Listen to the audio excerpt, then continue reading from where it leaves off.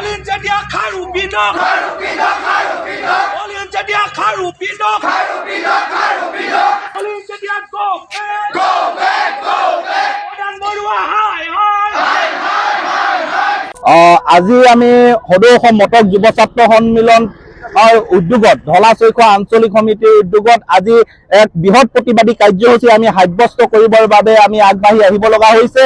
কাৰণ এই ঢলা চৈখোৱাৰ শদিয়া সমষ্টিৰ বলিন চেতিয়াৰ নেতৃত্বত থকা এই শদিয়া সমষ্টিৰ ঢলা চৈখোৱা ৰাইজে আজিলৈকে কিন্তু ভূমিপট্টা পাবৰ বাবে সক্ষম নহল।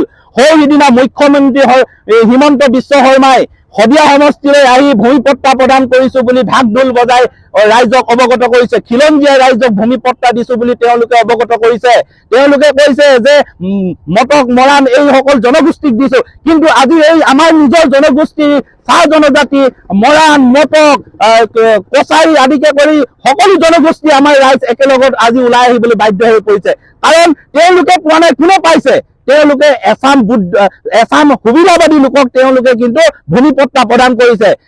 আমাৰ এইখন চৰকাৰক আমি প্ৰত্যাহ্বান জনাইছো যে যদি সৎ সাহস আছে এইসকল ৰাইজক ঢলা চৈখোৱা অঞ্চলত বগৰীবাৰীকে আদি কৰি যি কচুটোপকে আদি কৰি যিসমূহ অঞ্চল আছে, মজবাৰী সকলো অঞ্চল প্ৰায় 10-15খন অঞ্চল এটা গাঁও আছে, এই গাঁওসমূহৰ ৰাইজক ভূমিপট্টা প্ৰদান কৰক। তেতিয়া বুজিম যে এইখন চৰকাৰে খিলঞ্জীয়াৰ লগত আছে, খিলঞ্জীয়া ৰাইজৰ কথা চিন্তা কৰে, জনগোষ্ঠীয় ৰাইজৰ কথা চিন্তা কৰে।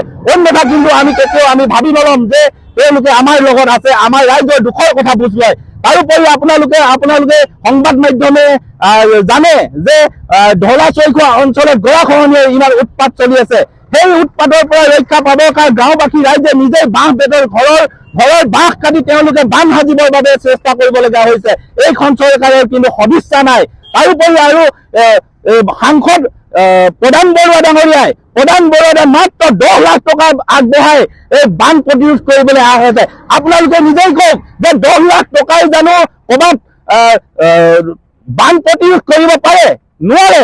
আমি সেইবাবে আমি প্ৰত্যাহ্বান জনাইছো যে সৎ সাহস আছে যদি গৰাখহনীয়া প্ৰতিৰোধৰ বাবে স্থায়ী ব্যৱস্থা কৰক। আৰু তাৰোপৰি এটা কথা আমি আপোনালোকক অৱগত কৰিব লাগিব, জনজাতিকৰণৰ বিষয়টো কিন্তু তেওঁলোকে যেনেধৰণে হুহুকা পিছলা মাৰি আছে, এই হুহুকা পিছলা কিন্তু আমি সহ্য কৰা নহব। আমাৰ তিনিচুকীয়াৰ মটক জনগোষ্ঠীৰ ৰাইজ, অসমৰ মটক জনগোষ্ঠীৰ ৰাইজে কিন্তু আমি আগবাঢ়ি আহিছো।